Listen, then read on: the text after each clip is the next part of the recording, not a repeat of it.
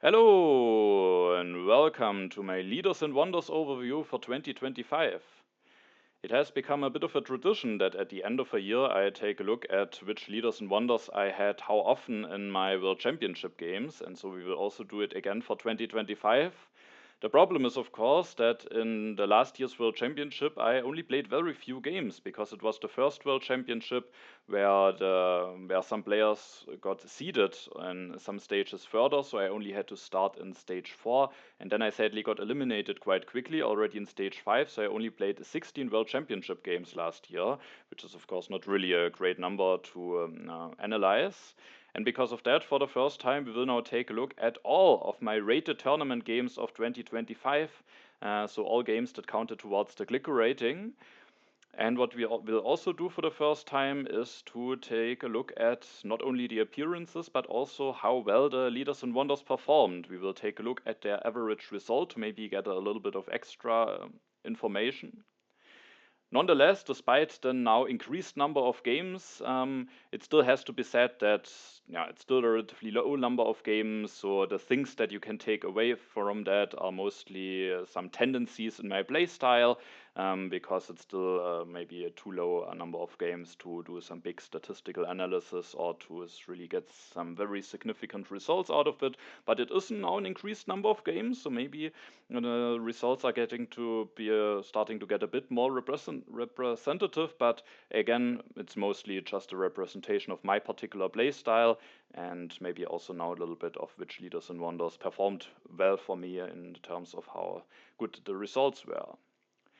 Alright, with all of that said, I think we can start with taking a look at what I have prepared here. And first, we can take a quick look at which tournaments are included: 2 stages of the World Championship, 4 seasons of International Championship, Intermezzo Championship, and Royal League. For example, the current International Championship that started already last year, I have not included, so I just tried to get 4 seasons of all of those tournaments that have 4 seasons a year, even though there were now some games of the current International Championship that actually already finished last year, but those games are not included. We then have the Wimbledon tournament, which I managed to win, and then the Transcontinental Ladder and the Sodium Ladder, so 2 ladder tournaments, and I played 12 games of Transcontinental Ladder last year and 8 rounds of Sodium Ladder. So those are the tournaments included. Now let's take a look at the number of games. And last year I played with the tournaments that we have included, which are all that count towards the clicker rating. The games of the leaderboard trophy tournament I also didn't count towards last year. And I played 130 games in total, so definitely a relatively good amount of games. And let's see how well I performed in them. I played 49 two-player games. The two-player games is the player count where I've performed the best. I won 36 out of the 49 two-player games and lost 13. With that, I have a win rate of 73.5%.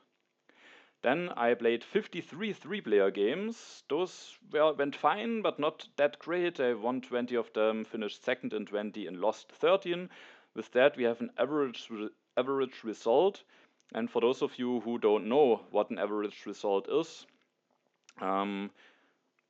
basically, for let's say two-player games, if you win the two-player game, you get an average result of 1, and if you lose it, of 0. And basically for two-player games, you just get a win rate at the end if you count those numbers up and divide them through the total number of games. And then for the three-player games, you score 1 for a win, 0.5 for second place, and 0 for last place. Then you add those numbers up and divide them through the number of games. And for four-player games, you get 1 for a win, 2/3 for a second place, 1/3 for a third place, and 0 for a last place.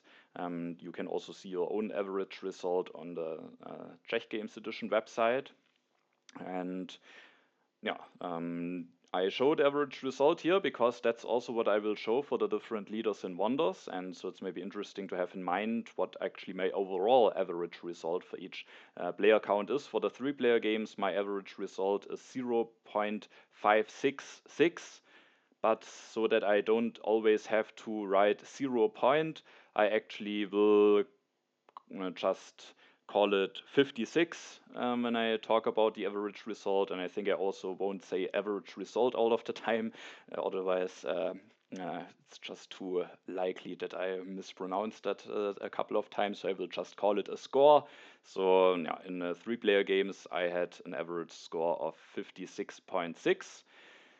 And then there's the player count that went clearly the worst for me in last year. So that's the player count that I maybe have to improve the most. Maybe the reason why it is my worst player count is also because the number of games that I'm playing in that is just the lowest. I only played 28 4-player games. I won 7 of them.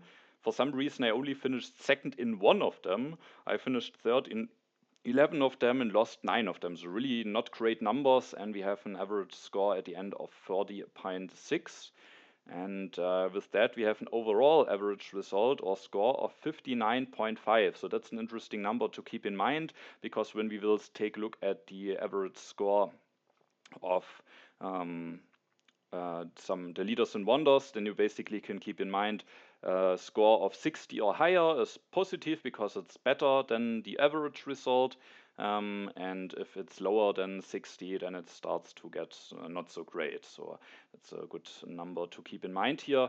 And it also, of course, depends. If I had a leader only in 4-player games, then of course you have to rather check the performance against the average score of the 4-player games instead of the overall, but we can maybe take a look at that when talking about those. Alright, so that's my number of games. 130 games played, most of them 3 and 2-player games, some 4-player games that really didn't go that well. And now let's start to take a look at the number of appearances of the leaders and wonders that I had in those games, and also how well they performed. We will start with the HA leaders, and like in the last videos of that kind, I will start revealing them from the top of the bottom half to the bottom of the bottom half, and then from the bottom of the top half to the top of the top half. And they are ordered after the number of appearances, and I use the average, their score. I won't say average all the time, I think. I use their score as a tiebreaker, basically. And yeah. Alright, at the top of the bottom half for the HA leaders, we have a leader that I think is just quite solid, and that is Homer. I had him in 10 games, and he has a score of 63, which is quite good, especially considering that he had a very low amount of 2-player games. I also think in 2-player games he isn't really that great. I had him only in 1, and for that I think his score of 63 is actually quite good. However, Homer is not the only leader with 10 appearances. He is tied with 2 others. The other one of them will only be revealed in the top half. The other leader is Sansu. Sansu, I think in the last year and the second last year had relatively low number of appearances, but I start to try him out more often as I realized that some other players are actually valuing him quite highly, and I thought that maybe I've slept a little bit on him, and so I tried him out a bit more in the last year, so that he had now 10 games where he appeared in, also with a solid score, not out of the ordinary, nothing out of the ordinary, but a solid score of 60. And yeah, so that's certainly a leader that has gone a little bit up with the amount of appearances for me. Then we have another similar leader to Sansu, but I had him a little bit less often. It's Caesar with 6 appearances. His games didn't go that well. He has only a score of 22. And yeah, so I didn't take him as often as Sansu, but at least 6 appearances. Then we have Alex on as next leader with 5 appearances. And then we have actually 2 leaders on the bottom. One of them is maybe relatively obvious. It's also the one with the better score. It's Moses, who had 1 win and 1 loss, basically. The loss in a 4-player game, giving a score of 50. So Moses just is maybe not the greatest leader, and no surprise that I had him not that often. The other leader is maybe a bit of a surprise. She is tied with him, and I know that maybe I'm not the biggest fan of her, but I was still surprised to see that I actually had her only that few times, and it's actually Cleopatra. In whole of 2025, I had Cleopatra only in 2 games, and yeah, so that's definitely a bit of a surprise to me, and let's see if maybe the number of Cleopatra games will rise for me now in 2026, if that is bit of an odd occurrence, or if it's actually that I just value her not that highly, or that I seldom find the right situations for her. So that's certainly interesting. Then we also have something interesting at the bottom of the top half. There is another leader with 10 appearances, and it's actually a leader that I think I value quite highly. So I was surprised to see that she is actually yeah, now in the bottom of the top half, because it's actually Boudica with also only 10 appearances. However, the score of her suggests that I maybe should start prioritizing her more often. And I actually do think I prioritize her quite heavily, or I definitely like getting her, but maybe it just didn't meant to be that often. But yeah, she actually won all of the 2-player games, all of the 4-player games, and only in one of the 3-player games she lost. The other 4 games with her I won as well, so she pulled off some great results here. And yeah, but the total amount of appearances isn't really that high. Then with 1 appearance more, we have now Ashoka, who I had 11 times. His score isn't really that great, but he also was very few represented in 2-player games and more in 4-player games and 3-player games. Then we have a leader with 13 appearances, which is Aristotle, a solid score of 60. I had him a lot in the 2 and 3-player games.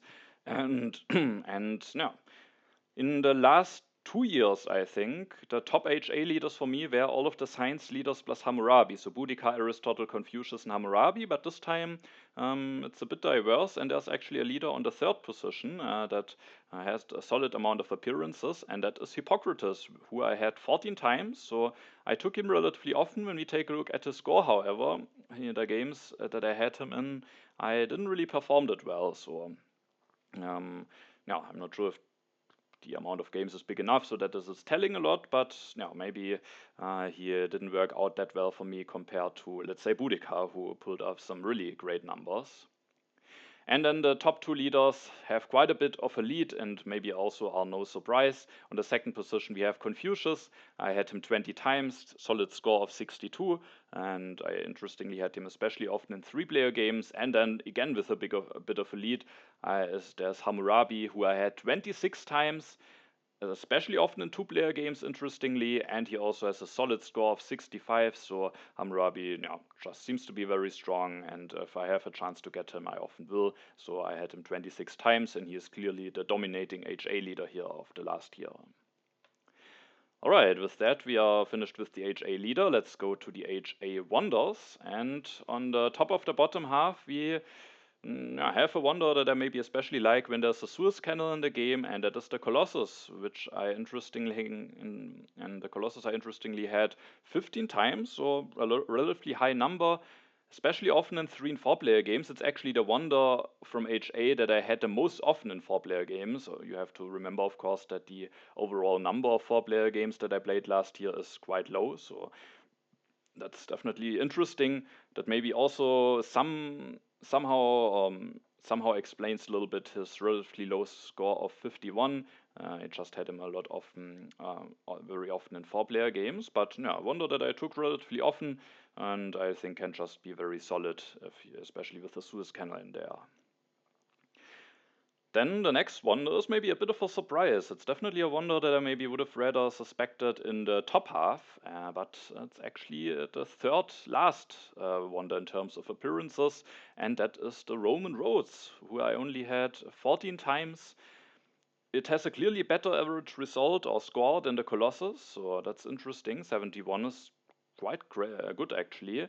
I interestingly had it especially often in 3-player games and only in 1 4-player game, which was somewhat surprising to me because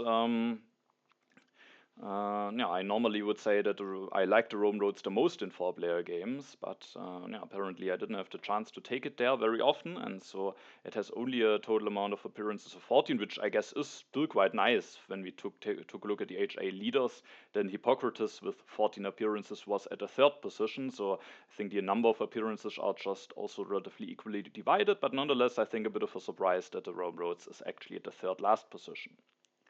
Then we have 2 wonders in HA that clearly fall off in the number of times that I had them. One time we have the Hanging Gardens, which I at least had 7 times, but we also see that the games when I had the Hanging Gardens didn't really go that well on average. And then with even again quite a bit fewer appearances on the bottom, there's the Colosseum, which I actually only had 3 times. So the Colosseum I just maybe don't value that highly. Maybe I should take it more often. Maybe especially in 4-player games, I think it can be quite solid. But I at the moment seem to not really take that wonder and try to avoid taking it as much as possible. Alright, those are the HA wonders of the bottom half. Now let's go to the top half, and on the bottom of the top half we have a wonder that maybe I would have expected somewhere there. It's the Stonehenge with 16 appearances, but interestingly with quite a bad score, only 43 is certainly definitely clearly below average of my average result. So the Stonehenge didn't really perform that well. Also interestingly, out of the 6 two-player games, and two-player games are the player count where I pulled off some very good results last year, but I only won 2 out of the 6 for two-player games where I had the Stonehenge. And I do think that in the one video that I did with Daniel, he said that he doesn't like the Stonehenge that much in two-player games. Maybe there is something to it. Maybe it's there aren't the greatest ways to invest the science into quickly. And so, the Stonehenge here with a solid amount of appearances, but not with the greatest results last year. Now in third position, I was actually quite a bit surprised, because there's a wonder that actually used to be on top of the HA wonders in terms of appearances, and it's actually the Pyramids. Only in third position of last year, 17 times I took it. Quite a good score, so maybe I should prioritize it more heavily again. And then maybe that is actually also something that changed for my play. I do think I had a time where I really would do a lot in order to secure the pyramids for myself, card row manipulation, taking it for 2 civil actions. And maybe I don't do that as heavily any longer. Who knows, maybe I should do it again. The pyramid certainly had quite good results. Out of the 8 two-player games, I actually won all of them, so the additional civil action in the two-player game seems to be quite valuable, at least out of the appearances, at least last year it was for me. And but it was certainly interesting for me to see that it's only at the third position, as I didn't really notice that maybe I had less pyramids games than maybe in the years before. Then on the second position is a wonder that maybe is particularly strong in one specific player count, which is also the reason why it has that many appearances. It's the Acropolis, 21 appearances overall, 15 of them in two-player games. So with that, clearly the wonder that I by far took the most in two-player games. And I also managed to win 12 out of those, so it was relatively successful, but not only in the two-player games, also in the three-player games. Out of the 5 three-player games, I won 2, finished 3 times in the second place, no last place. So also there, the Acropolis did actually perform relatively well, and with that, it has, same as the Pyramids, a score of 75, so also a relatively high score. And then the top wonder of last year is actually the library. So that's interesting that the library now has 7 more appearances than the pyramids. I didn't actively notice it, that I maybe started prioritizing this more often. Of course, it's also maybe just random. Maybe I just by chance I had more often the chance to pick it, but still interesting that the library is on top here. It has a solid score, but nothing out of the ordinary, not as strong as Acropolis and Pyramids, and I had it especially often in 3-player games. Alright, with that we are done with HA, and let's start with taking a look at the H1 leaders. And on the bottom half we start with a leader that I maybe also would have expected somewhere there. It's Eleanor. I think she is quite solid, but maybe not a leader that you go for the most often, but she can be nice as a transitional leader. And so I had her 10 times, a score of 55, not that great, but also not a lot of two-player games included, so that's that. Then we have a leader with 9 appearances, that's Joan of Arc. Maybe I would have expected her a bit higher up, but it's also not a really big surprise. I had her 4 times in two-player games, a score of 59, which is solid, but nothing that great. Then there's a leader which maybe went a little bit up in the number of appearances, and I also would have expected it to be maybe even a little bit more. Maybe I would expect that he, when I do this video the next year, will have again climbed up in the amount of appearances, and that's Michelangelo. I think a leader that I start to value more and more. It's not easy to pull him off, but if you pull him off, it's that strong that maybe you should just try to pull him off more often and bring yourself more often in a position where he is great. And I had him 6 times. He actually didn't perform that well, but it's also a low number of games, so it's not that much telling.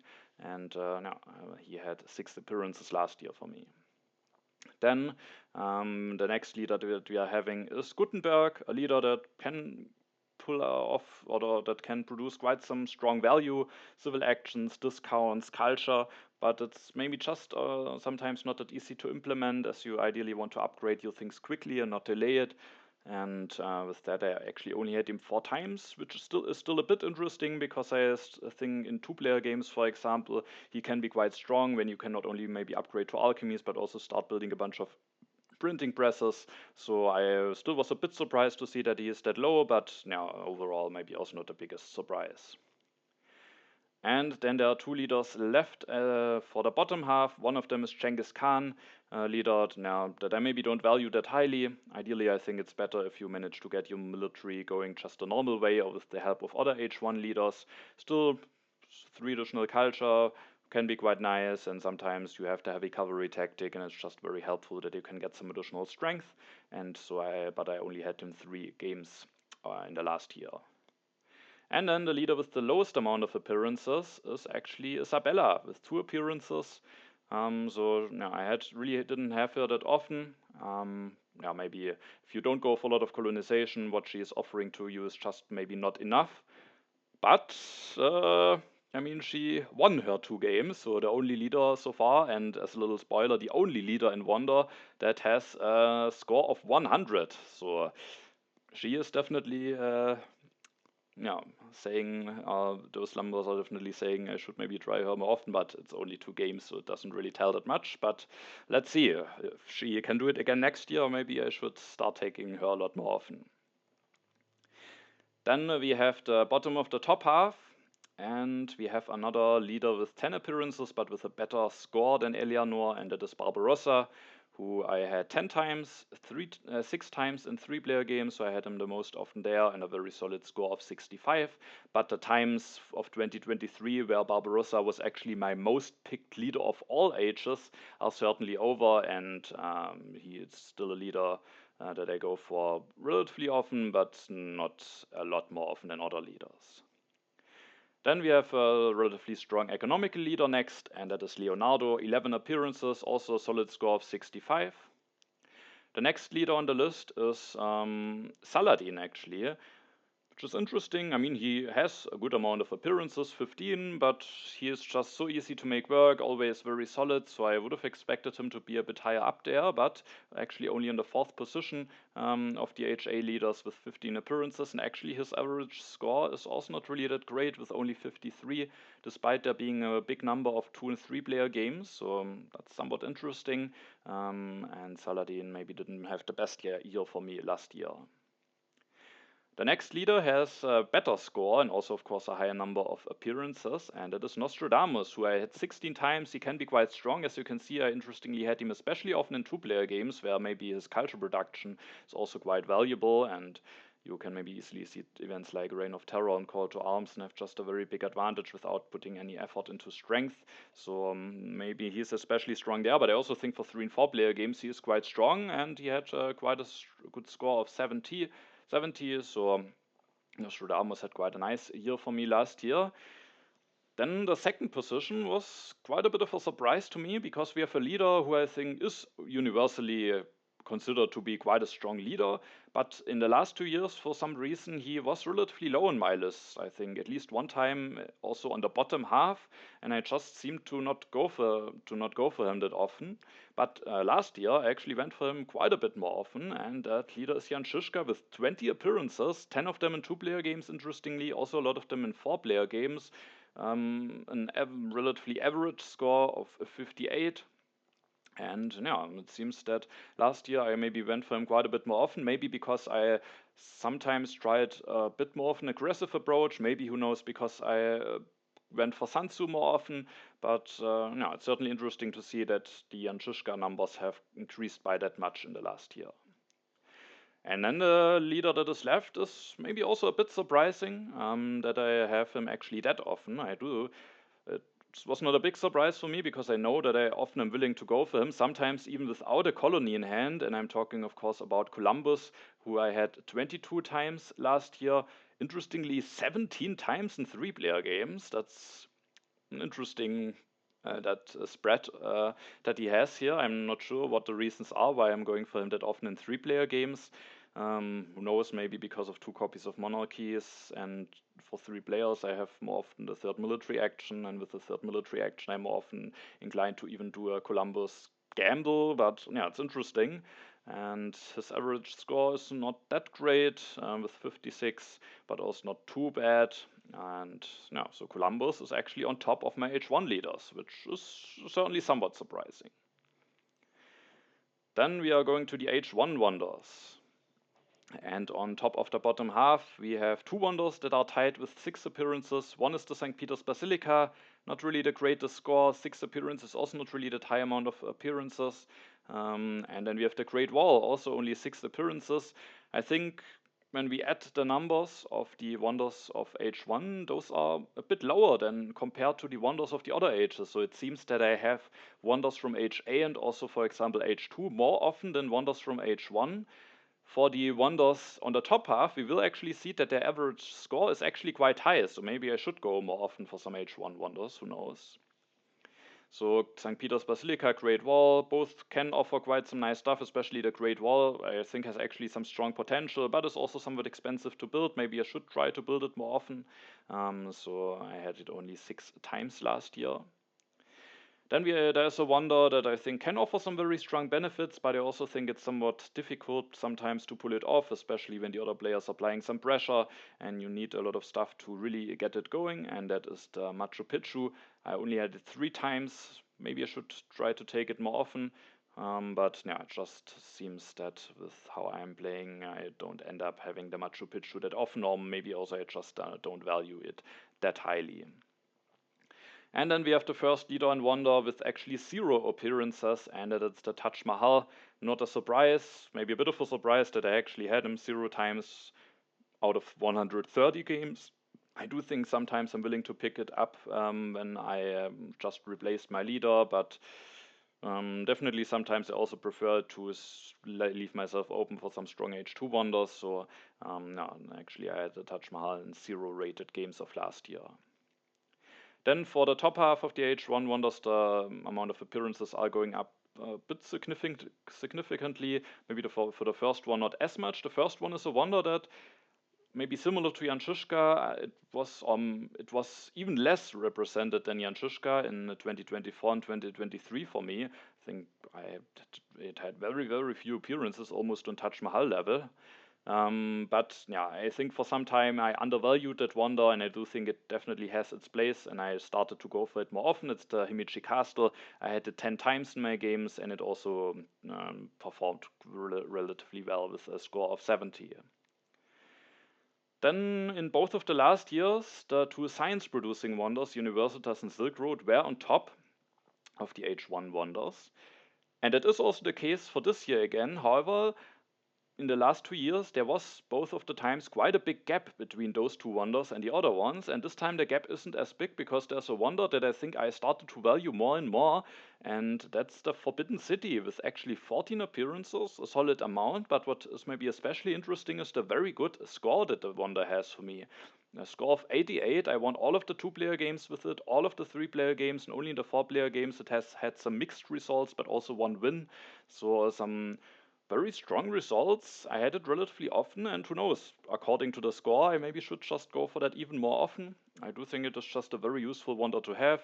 The ignored unhappy workers are coming at a time where you actually need that, for example, compared to the hanging gardens, where that just comes too early. A civil action is useful, especially in 2-player games. I do think it's quite nice because civil actions can be quite important there.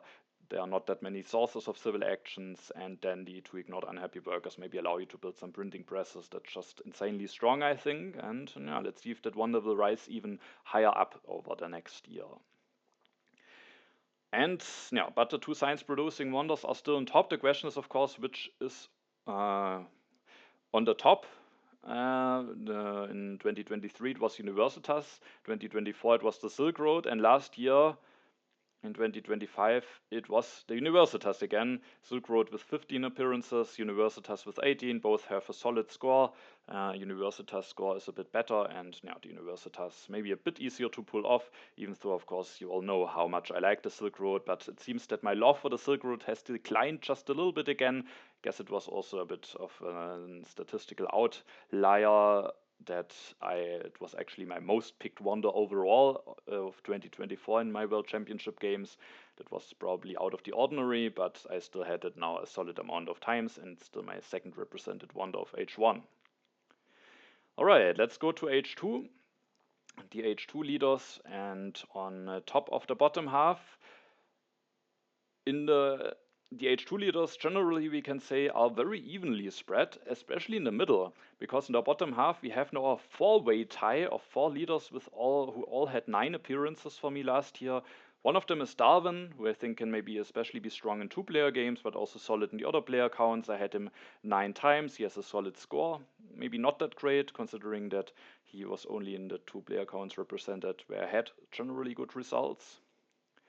And yeah, then one other leader with 9 appearances is James Cook. I mean, if you have a bunch of colonies, he can just be quite solid or can help set you up if there are some colonies still coming. So I had some opportunities where I managed to go for him. The next leader with also 9 appearances, that's maybe a bit of a surprise, because it's a leader that doesn't require really any setup, and especially if he is revealed early in the age, he can be quite strong, so I would have expected him to be right on the top half.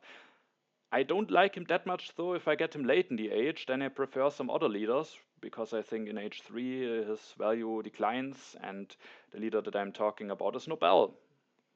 But I was certainly a bit surprised that I only had him 9 times, and also with a bit of a lower score than Cook and Darwin, but he also had a few 2-player games.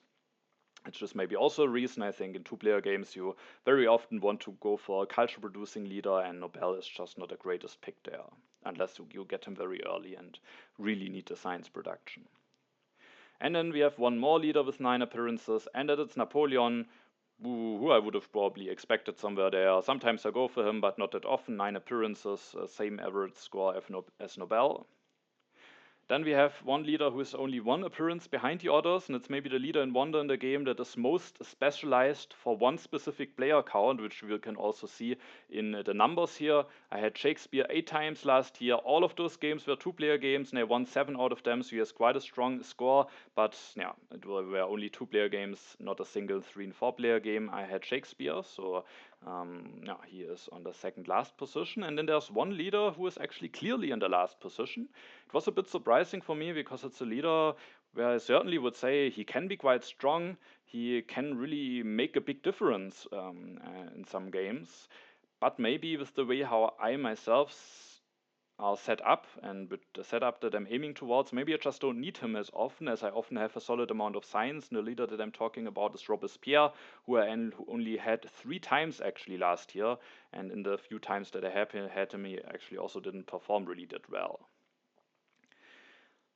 Now, to further show how close it is between the H2 leaders, we have now a 3-way tie with 3 leaders with 10 appearances. So from the second last to the 4th position, there's only a difference of 2 in the amount of appearances. One of the leaders with 10 appearances, but with quite a bad score, is actually Catherine, who sometimes is just solid, but maybe also a bit underwhelming. I don't like her that much, but sometimes she doesn't really need a lot of setup, and sometimes you just end up going for her. But yeah, the results weren't really that great with her last year. Then the other leader with 10 appearances is James Watt, with a bit of a better score, especially considering that he had very few 2-player games. I had him the most often in 3-player games, which I think makes sense, because in the 3-player games you probably end up the most often without iron. And there are 2 copies of coal for 3 players, 2 copies of oil for 3 players, 2 copies of mechanized agriculture for 3 players. So 3-player games, I would say maybe James Watt is the strongest, or the most likely that you can pull him off relatively often, and that is also shown by the numbers here. Then we have one more leader with 10 appearances, a leader that I think is quite strong. But maybe also because of that somewhat contested. It's Newton. I had him in 10 games. Not that often in two-player games. It's maybe the weakness of some of those leaders like Newton, Nobel, James Watt. Especially Newton, Nobel, you would expect that they should be higher on the list, but there were a good amount of games of last year were two-player games, and two-player games. Newton can, of course, also be quite strong, but often you are rather aiming towards a culture leader.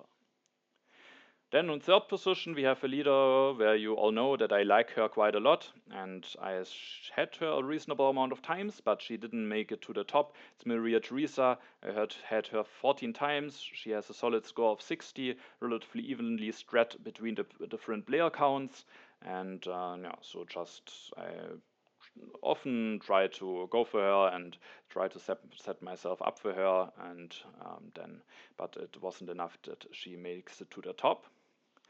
The leader in the second position is maybe a bit of a surprise.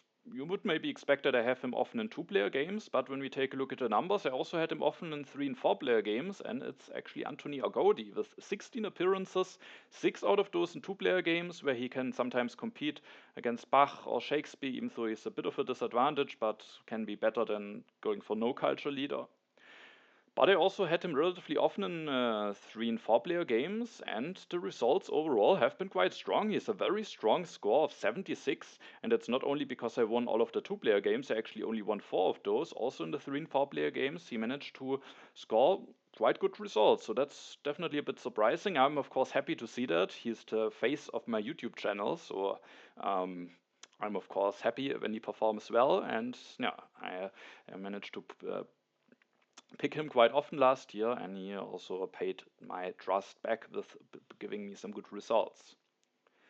And then on top of the list, as in both of the years before, there is Bach, who can be used in three and four player games because it's just such an easy way to get the easiest way to get a strong culture engine going, which sometimes can be strong in three and four player games, but especially in two player games, he is just also very strong. I had him 11 times more often than Shakespeare, and then to combine with also being somewhat accessible in three and four player games, he just often has a high amount of appearances for me.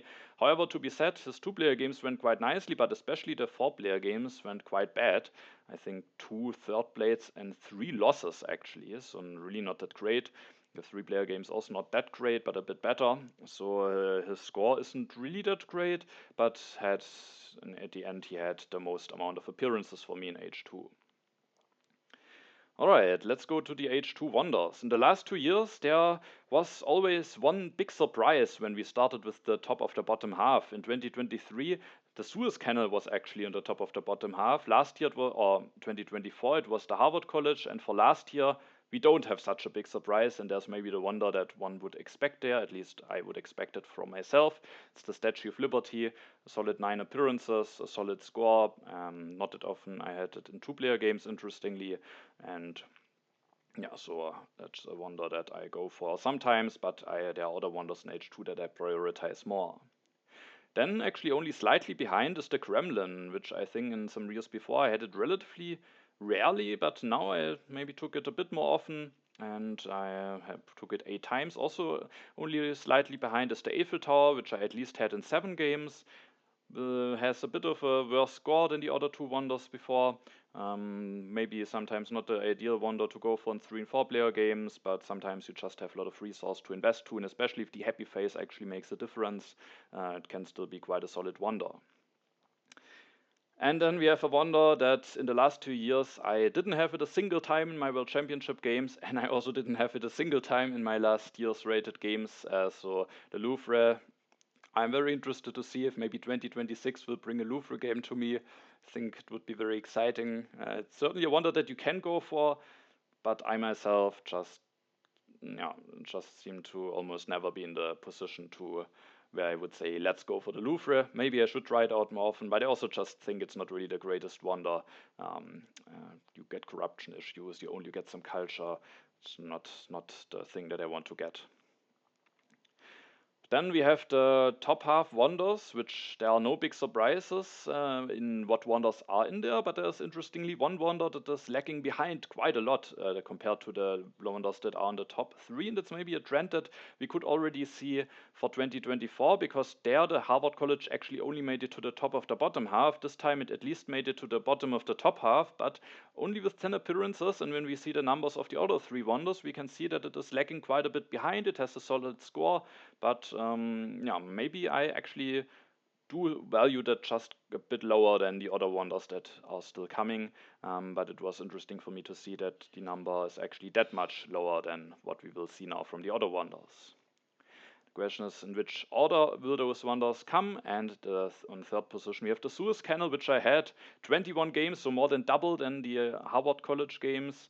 The score is not that great, so maybe I go for it a little bit too often, but it's certainly a wonder that I always take a look at the beginning of the game. Is that in the game? And if it is in the game, it can be very worthwhile trying to just get some colonies and then be able to colonize a strong H2 colony and get a resource production boost for the rest of the game. The other wonder that also gives you a resource production boost is the railroad that I had, interestingly, 23 times, so quite a high amount of appearances, spread over all player counts, but with not that many 4-player games. Also not the greatest score, so maybe I go for railroad and Suez Canal a bit too often and for Harvard College a bit too less often. But yeah, I definitely feel that I have gone for the railroad more often recently. Just 5 strength can be so useful. Going into H3 with big production can be very useful. And yeah, especially getting some strength without needing any population for it. Having the potential big burst that you can get in H3 if you maybe manage to get an early oil going. It's just, I think, quite strong, and so I wasn't surprised to see it above the Harvard College, but the difference still made me realize that maybe I indeed started to value the railroad over the Harvard College quite a bit. And then I would say the top of the H2 wonders is not really a surprise, but it's again maybe interesting to see just the sheer amount of games that I had it. The Ocean Liner service is on top.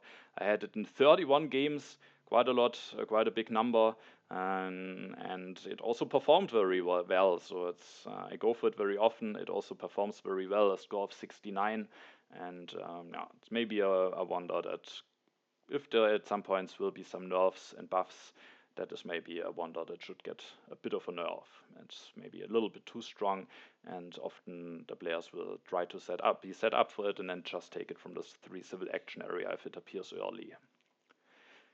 Alright, with that we are now going already into H3. And on top of the bottom half of H3, we have a leader that in the last 2 years I had very, very rarely. I think in 2023 I even had him 0 times, in 2024 only 1 time, and it was both times quite a bit surprising for me because it's a leader that doesn't require any setup. But maybe the thing is that for H3 leaders, it's a time where it's worthwhile to have some setup to extract more value out of them. And sometimes it's not that easily possible for that leader. But this, in last year, he had a more solid amount of appearances.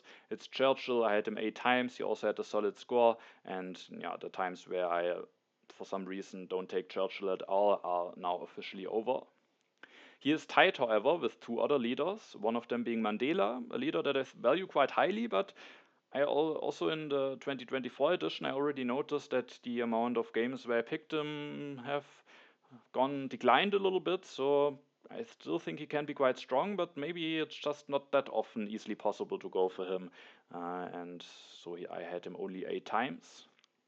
And then the last of the leaders from H3 with 8 appearances is Marie Curie, who I had not a single time in 2-player games. I think there she is quite bad. In 3 and 4-player games I think she can be solid, but yeah, the average score of her is not really that great. She has only 40, and yeah, is with that the last one of those leaders with 8 appearances. We have then one leader with 7 appearances, a leader that if things are going well, you maybe don't necessarily want to go for him unless to be super safe. And this might be more a leader that sometimes can rescue you out of a difficult situation. And it's Gandhi. I needed to go for him 7 times, most of the times in 2-player games. I think if you are in a 2-player game and you manage to get a culture leader going and you have just a very big culture lead, sometimes it can be worthwhile to just take Gandhi in hand and be super safe. And sometimes, of course, he is rescuing you for maybe getting hit by some military stuff. Yeah, but the games where I had him, I didn't actually go that well. Maybe it's the reason because sometimes when you need him, you are already in a bad position. But yeah, I had him 7 times. Then there's a leader that I had five times. It's also a leader that I would probably expect to be on the lower, one of the leaders with the lowest appearances. It's Steve Jobs, who can be very fine, but sometimes you can't easily pay those resources. Compared to Einstein, he isn't giving you additional science production. The happy faces can be worthwhile, and certainly there you can find situations where he will be quite strong. Also maybe a leader too that you can nicely get at the end of the age and then just develop a bunch of technologies and get a lot of value at one turn. But yeah, I only had him 5 times and actually with very bad results. So only a score of 10, which is very, very low. And then I accidentally revealed him already. The leader that is on the bottom here is Sid Meier with only 3 appearances. For some reason, I don't go for him that often, despite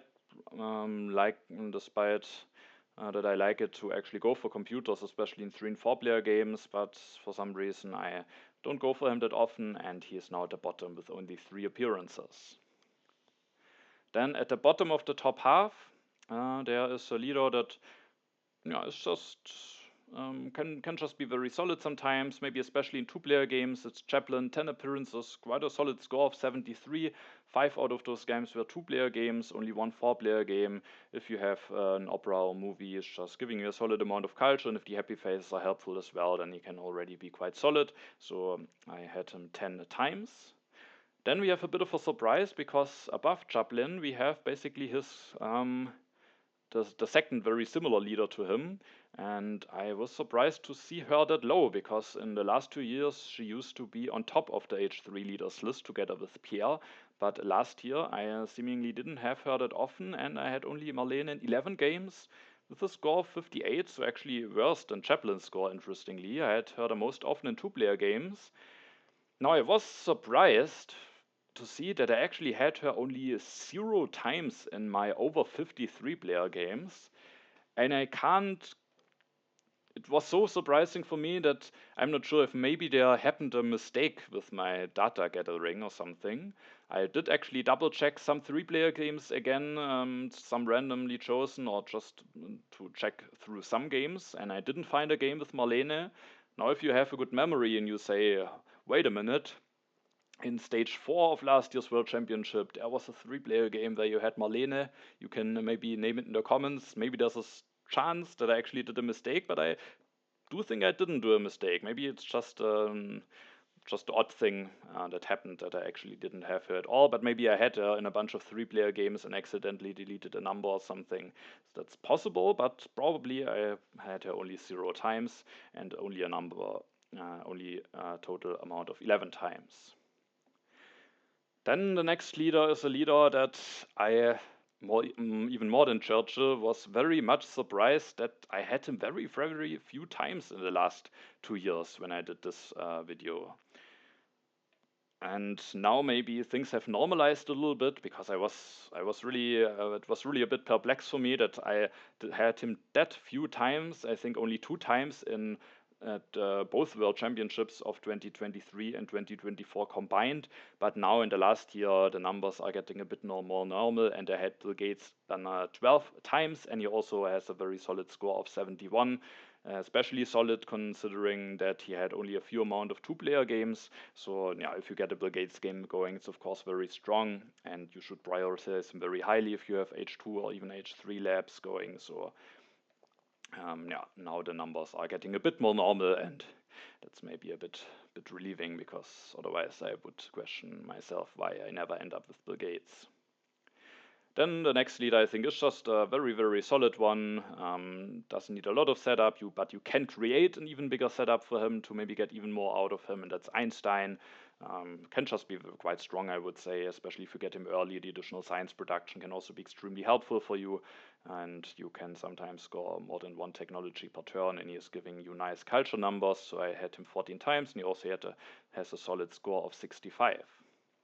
Then we have 2 leaders on top, both with 17 appearances. One has a slightly lower score, and that is Fleming, who I had quite often. It's the H3 leader that I had the most often in 2-player games, but also in the other player accounts I had him. I think he can just be quite strong. You can get high numbers out of him. The ability to take a look at the opponent's hands should really not be underestimated.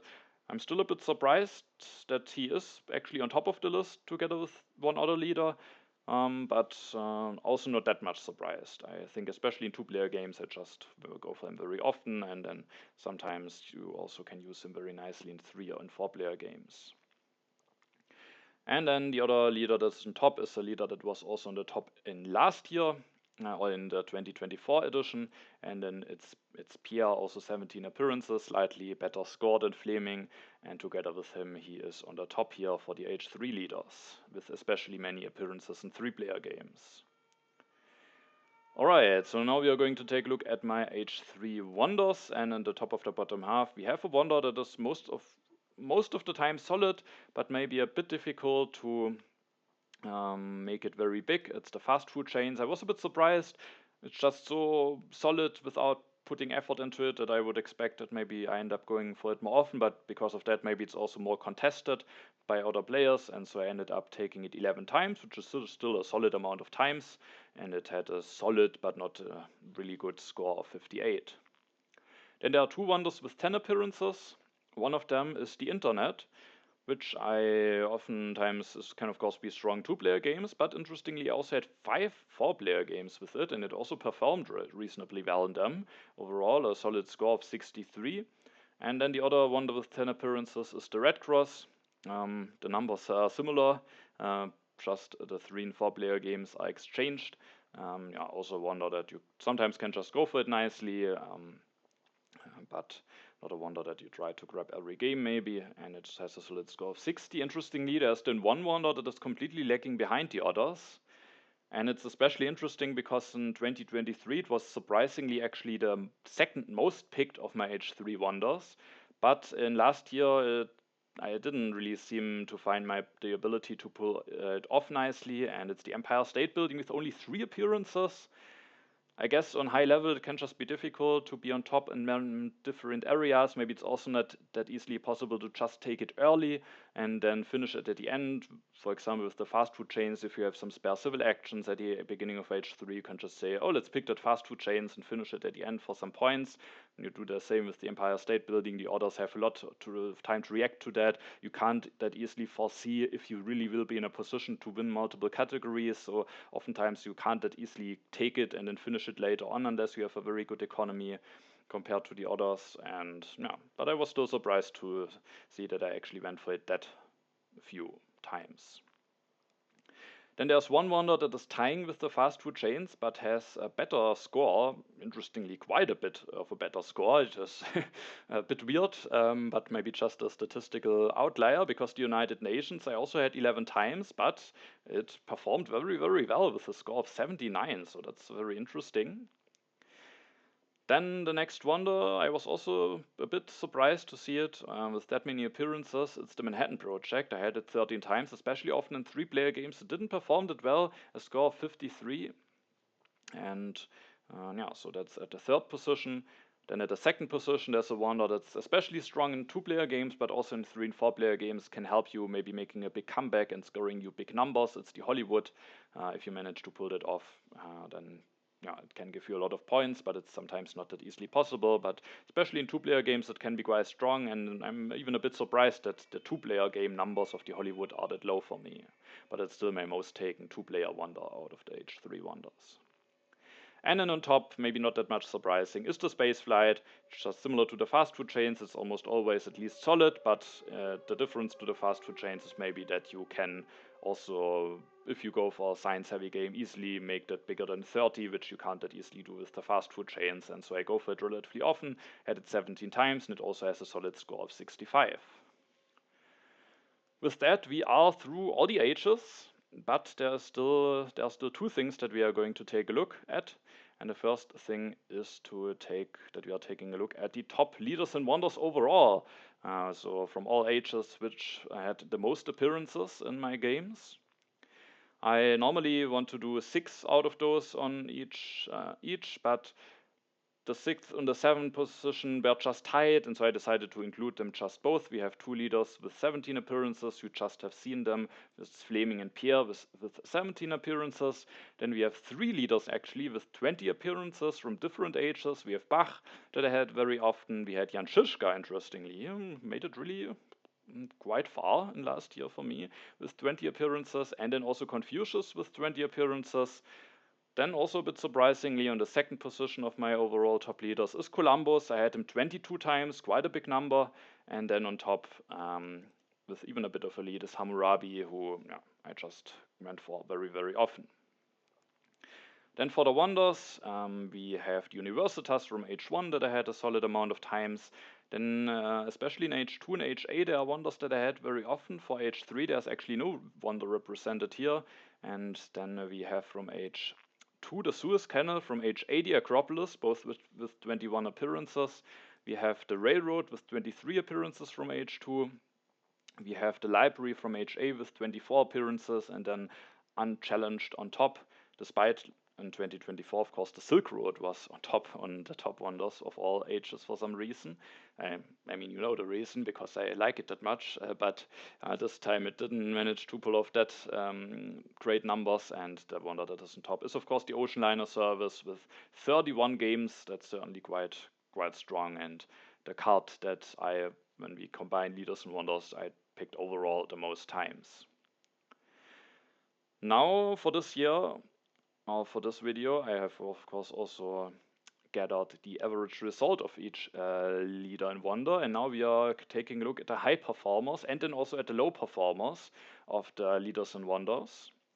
And to make that a bit more representative, we are only taking a look at leaders and wonders with a good average result that at least had 10 games. Of course, we all know that Isabella is the real MVP of last year with a score of 100, but she isn't included here. Only leaders and wonders that have 10 or more games finished are allowed to compete for the spot of the best performing leader and wonder. And when we start with the leaders, we have Nostradamus, who pulled off very solid results. Actually, I only included 5 leaders because there was a 4 or 5 way tie with leaders that had a score of 65, which is quite a bit behind Nostradamus 17. I didn't want to just include randomly one of them, so we have only 5 leaders shown here. We have Nostradamus with a score of 70. We have Bill Gates, who pulled off some great numbers despite only having few 2-player games, so that certainly shows that games with him you just often end up in a good position. 71, a score of 71. Then, interestingly, there's Chaplin, has just the 10 games that he needs to be on that list, and in those 10 games he managed to perform quite nicely with a score of 73. Then, also a bit surprisingly, but I'm certainly happy to see it, the second best performing leader is Antoni Gaudi with a score of 76. Just overall very good results across all player counts. And then on top, with quite a big of a lead, is actually Boudica, who I picked surprisingly few times, but still the 10 times that she needed to be on that list. And in those games she performed extremely well and has an average score of 0.9, so a score of 90 in my wording. And now we are going to the high performers of the wonders, and one wonder that I maybe started to pick more often, also paid it back, the trust that I put in it, it's the Himeji Castle. There are actually quite a lot of HA wonders represented, and which had very good average result. One of them is the Rome Roads, a score of 71. Then there's also the Acropolis and the Pyramids, both with a score of 75. Then maybe a bit surprising, maybe it's just a statistical outlier, but who knows? You can maybe do some theory crafting and think for some reasons why that wonder is performing maybe better than others. It's the United Nations with 79, a score of 79, and just performed very well for me, but I don't think it's stronger a lot than the other H3 wonders. I just think that's a coincidence, but who knows? Maybe we will start noticing a trend here. And then same as for the leaders, there's one wonder that with quite a big lead is on top, and I have trust in that wonder. I do think I should go for it more often, and it's the Forbidden City, a score of 88. So Boudica and Forbidden City are the cards that I need to start picking from now on for 2026. I have to note that to myself. Then we are going to the low performers. Now, of course, we also want to see which are the leaders and wonders that are the reason for my not so great performances last year, for my early out in the World Championship. So, which are the leaders and wonders that I can blame? And for the leaders, we start with actually Eleanor. I don't like to blame her because I think it's quite fun playing her, but yeah, she will. And again, only leaders and wonders with 10 or more appearances are included here, and her average score was quite low, a score of 55. Then also James Watt, only 55, but also very few two-player games, so maybe we can forgive him here. Then, interestingly, there's Saladin, only a score of 53. I had him still relatively often, but yeah, maybe Saladin didn't perform that well last year, and maybe I shouldn't take him that often, but yeah, I still think he's just very solid. Then we have Ashoka, who also had only very few two-player games, so maybe we can forgive him as well, but yeah, his score also wasn't really that great. And then we have an HA leader, another HA leader that I took relatively often, but he didn't really give me back that much. Hippocrates, only a score of 48, so Hippocrates, maybe I should go back to the roots and just go for Boudica, Aristotle, Confucius, and Hammurabi if possible.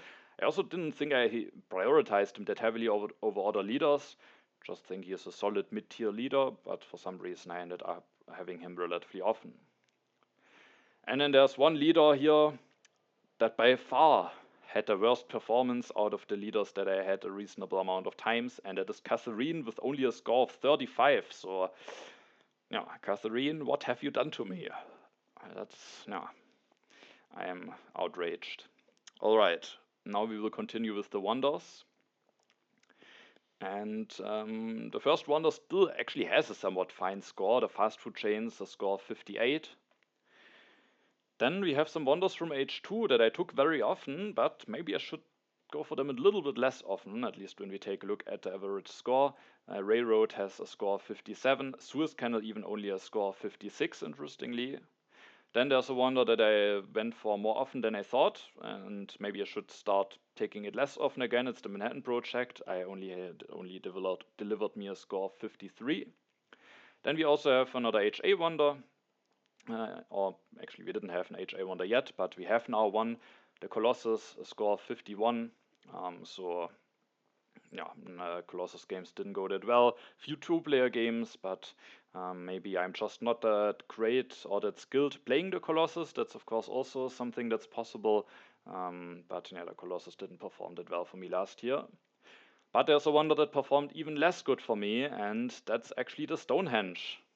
So that only has a score of 43, so by far the worst score of the wonders. And yeah, the Stonehenge, maybe I am overvaluing it. Maybe I should take it a little bit less often. It's certainly interesting to see.